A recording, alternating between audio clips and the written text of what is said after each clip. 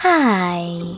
In front of me is ZTE A53 Plus, and today I would like to show you how you can rename it. Begin by opening Devices Settings and scrolling all the way down to access About Phone section. Then click on Device Name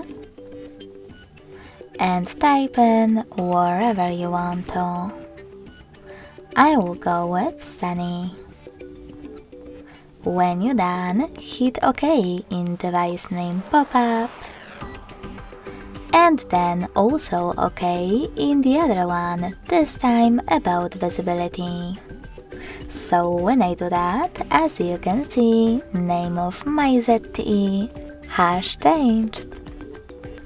Thanks so much for watching. If you enjoyed this video, don't forget to leave a like, comment and subscribe.